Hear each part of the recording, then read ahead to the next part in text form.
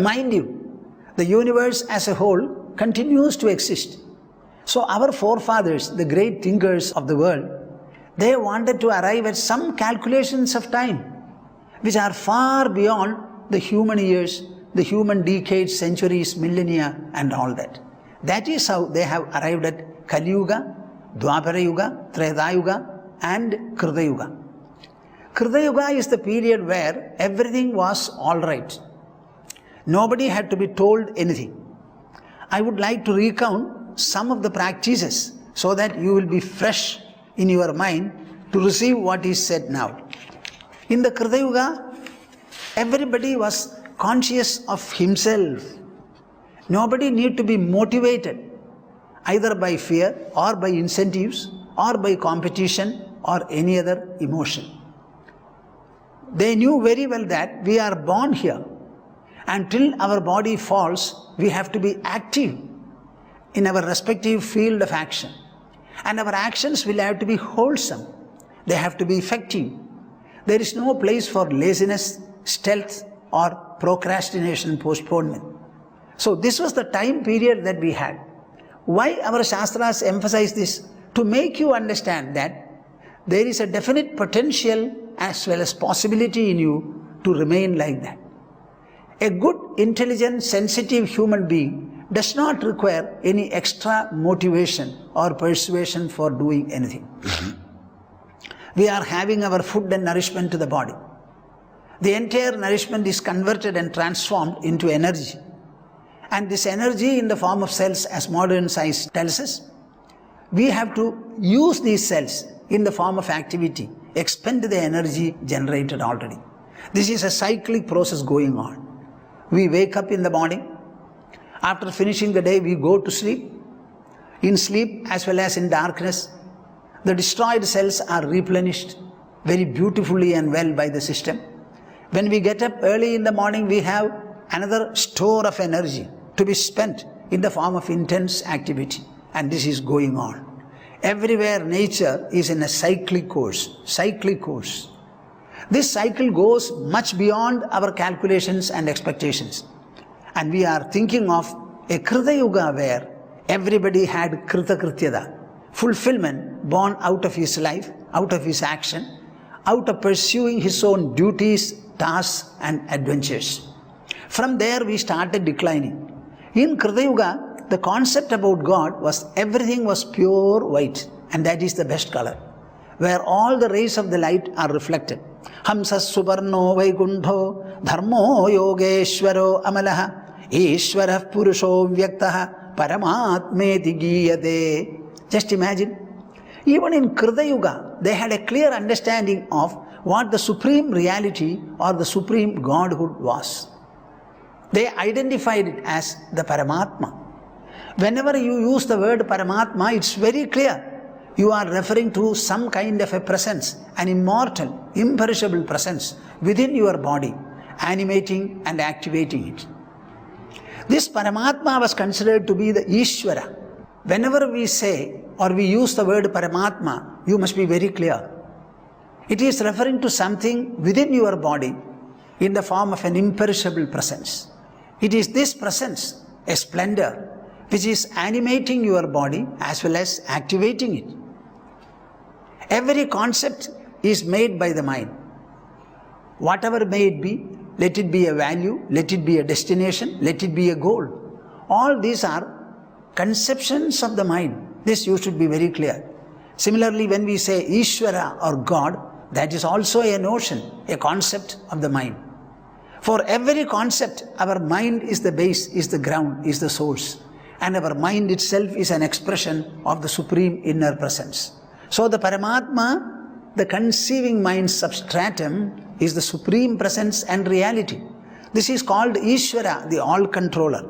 This is called the Purusha, the all-indweller. Avyaktaha, he is unmanifest. Understand it very clearly that the Supreme Lord called God is never going to be manifest or expressed before the senses. What is manifest is the world, the objects which are perceptible to the senses. And God's presence is interpenetrating them. You can never see it, hear it, taste it, smell it, or touch it.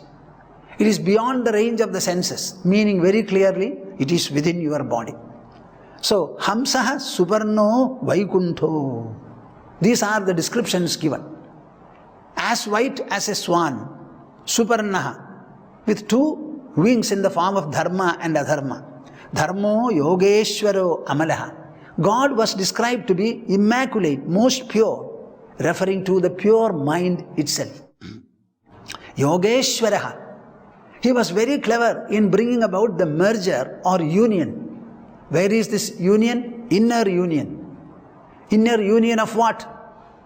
The thinking mind, the thinking on the one hand, and the thinking source, the thinker. So the thinker, the thinking, as well as the outcome called thought, all these could be merged by us. That is how our sleep transpires. In wakefulness, all these differentiations are there. Your mind begins to think, and the thinking process is ceaselessly on, and the thoughts also come to be as an outcome. So the threefold divisions fill the wakefulness, but the entire process is wrapped up, so to say, and you go to sleep. So in sleep there is a clear merger inside our own being. It is a merger by consciousness of the different products and evolutes of consciousness in the form of mind, intelligence, ego, and the like, the whole merger.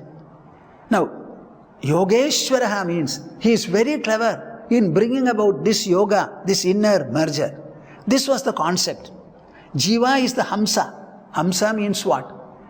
Our Jiva, our life is considered to be a Hamsa. I have explained to you earlier also. The Hamsa or swan has the quality of sucking milk, even when it is mixed with water. So the water it rejects and the milk it drinks.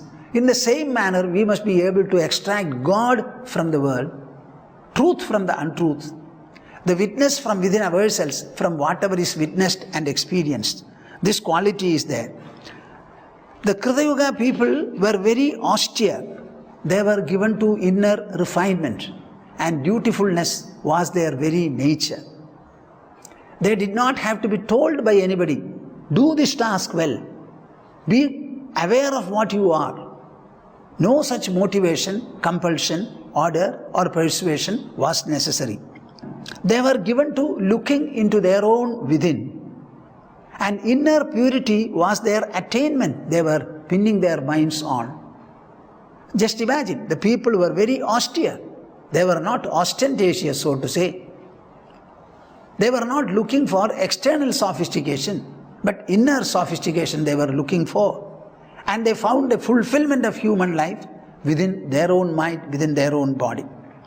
Understand that this is possible because we are all evolved from and descended from Krita Yuga. So if the Krita Yuga people were conscious of this inner potential, inner possibility, why should we not also be equally aware of this? So there is all chance, all hope. This is the Krita Yuga. When we came down to Treta Yuga, the decline started. You know, nothing in this world is going to be uniform and even. There is nothing like a constantness. It is not so. Everything is undulating. Everything is getting transformed. Everything is fleeting. Parivartana Shila is what we say. The entire nature is given to transformation. So the Krita Yuga state of affairs naturally declined, irresistibly declined, because that was the order. That was the nature's order itself. Kretredayam rektavarnosau chadurbahus trimekhalaha hiranyakeshastrayatma sruksruvadi upalakshanaha. Just imagine the decline. The Krita Yuga people were very much given to their own inner beauty, inner attention and focus, the purity and sublimity of their mind. Through every act they were wanting to achieve this inner sublimity. As against that, they thought of God as pure white. Now that color underwent a change. Rakta varnosau. From the white color, it moved on to red color. In Treta Yuga. And they started thinking of the Lord with a golden hair. And all the three Vedas came. And they wanted to be externally ritualistic and ceremonial. No ceremony was there in Krita Yuga. No ritual was there. All the rituals are external. The mouth, the tongue is involved, the hands are involved, physical movements are involved, and a number of materials other than ourselves are also collected and offered onto the fire. These are all dependencies on external matters. For what? To arrive at inner purity. Can you not approach inner purity all by itself in a direct manner? Your mind has to be pure. So make a mental act or a mental effort in order to purify the mind. I want to purify my mind, so I am using so many materials and offering them onto the fire. If you say, is there any real relationship between the two? Whatever it may be, but the people were fascinated by rituals. They were engulfed by this ritualistic spirit. So they were given to Sruk Sruvadi Upalakshanaha. A number of ceremonial vessels were thought of, used, and the ladles and other things also were used in order to perform sacrifices. I want to emphasize before you, from Krita Yuga the decline was from the inner attention to outer details. Now when you come to Dwapara Yuga, just see, Tam tada purusham martya maharajopalakshanam yajandi vedatantra abhyam param jijnasavo nrapa. The decline was further. God in a pure form, in uniform color, was not sufficient. They wanted to think of God, maharajopalakshanam. Just like they will think of a Maharaja or a Mahachakravarti, they wanted to think of God in such a kind of a light and splendor. So God was given a number of things, adornments. A number of features were added on to God. Yajandi Vedatantrabhyam. Originally we had only the Vedas. They were supposed to be uttered, recited. As I told you, to study and understand, to study the whole of one Veda, it will take at least 10 years.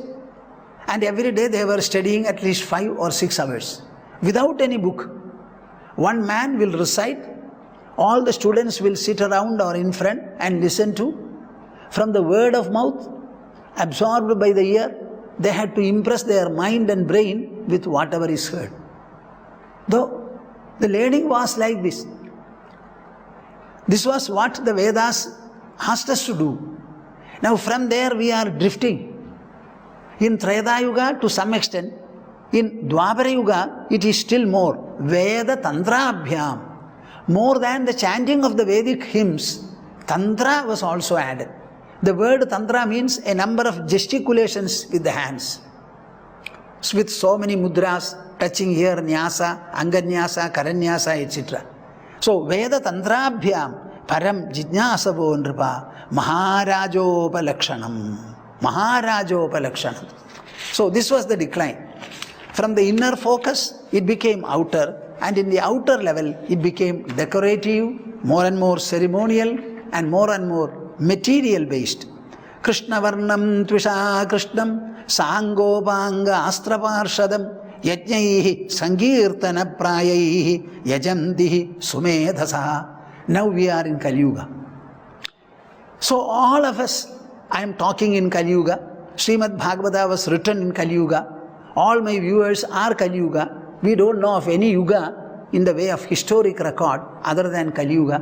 Already 5,000 years have passed. Krishna was living at the end of Dwapara Yuga.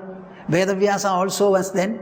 So we have a record of all these things by the end of Dwapara Yuga. And in Kali Yuga, Krishna Varnam Tvisha Krishnam Sangopanga Astra Parshadam. This is what happened. Krishna Varnam. Everything got changed. And the color was black. Actually, is it jet black? No. Tvisha Krishnam. Though it is black, it was so brilliant and luminous that you cannot say it is black. Any kind of a black color means that what? All the light rays are absorbed. Nothing is reflected. But in this case, you cannot say that. There was a sparkling, a kind of a shining was there. Almost like it was something like sapphire, as we call Neela or blue. Krishna Varnam Tvisha Krishnam Sangopanga Astraparshadam, with different kinds of limbs and subsidiary limbs. Astraparshadam, a number of attendants and servants and a number of weapons. Just imagine. In Kali Yuga we hear a number of wars. How much is terrorism now? Now, in order to meet the terrorists, you cannot face them with two hands. You must have counter weapons, sometimes more powerful than what they have. Then they will start equipping themselves with the most modern. So you have to go to the super most modern. So in Kali Yuga, without weapons, without asserting the physical and brutal power, coupled with the assistance of different gadgets, machinery and advanced equipment, it is not possible to live in this world. This is the situation now. Sangopanga Astraparshadam Yajnaihi Sankirtana Prayaihi Sankirtana Prayaihi Yajnaihi Yajanti. So much of Vedic chanting is not available now. And the Treta Yuga form of worship is also difficult. The Dwapara Yuga also has faded. Now we are left with a number of yajnas where Sankirtana Prayaihi, Sankirtana becomes the focus now. I think our interests have dwindled. Our abilities have declined. Our fascinations have changed. Our focus completely transformed. Now, we certainly believe in the power of intelligence. We are intelligent, no doubt. So, with the grace of intelligence, we are prepared to do something. Even those people, Sankirtana Prayaihi Yajnaihi Yajantihi. So, our worship is now almost completely, you can say, is focused on utterance of different kinds of hymns and praise along with Nama. Chanting God's name, Nama Sankirtana has become very, very popular. Actually, it's an easy way. Suppose all the people were to chant Rigveda, Yajurveda, Samaveda and Atharva Veda, how many will be there to learn all these things? It is not possible. So you can have a name of the Lord and you can chant it, sing it. Hare Rama Govinda Krishna Murare, Hare Rama Govinda Krishna Murare. Anybody will be able to do it. So, Sankirtana Prayaihi Yajnaihi Yajantihi. Now, in the matter of worshipping God, they primarily recount the excellences and exploits of the Lord. See, we want to say something that is great, glorious, splendorous, magnificent, something that is beyond imagination. Unless we have something in such superlative terms, our minds will not be fascinated. So we have many things in the way of different descents, avatars of God, where so much of exploits and excellences are there. Now reading them, explaining them, describing them in a glorifying manner, adding whatever you want to add. Now this became the practice of Kali Yuga. So, employing all our energy to recount and narrate, to recite, so to say, in a very colorful manner, capturing manner, captivating manner, the exploits and excellences of the Lord. This became the Kali Yuga practice. Now he says, in order to facilitate this process, he continues to say, I am going to the 33rd verse of the 5th chapter in the 11th skanda. Dheyam sada paribhavagnam abhishtadoham tirthaspadam shiva virinjinutam sharanyam Vrityartiham pranadapala bhavabdhipodam vande mahapurushate charanaravindam. This is how we begin our worship. Vande mahapurushate charanaravindam. I don't know whether this indicates any weakness on the part of the Kali Yuga worshippers. We are always very humble and meek. About Hindus, I seem to have read an English poetry maybe years back which says, the meek Hindu says. The Hindu seems to be a meek person. We can have a lot of heroism, valor, a spirit of adventure, even conquest. There is another version which says Hinduism is quite militant. We can deal with God, the thoughts of God, in any manner we like. We can address Him in any manner you like. You can love Him, you can hate Him, you can be competitive with Him, you can be intolerant about Him. All the emotions can be simply directed towards the Lord. Is it not a militant approach? So, generally the Hindu is very meek.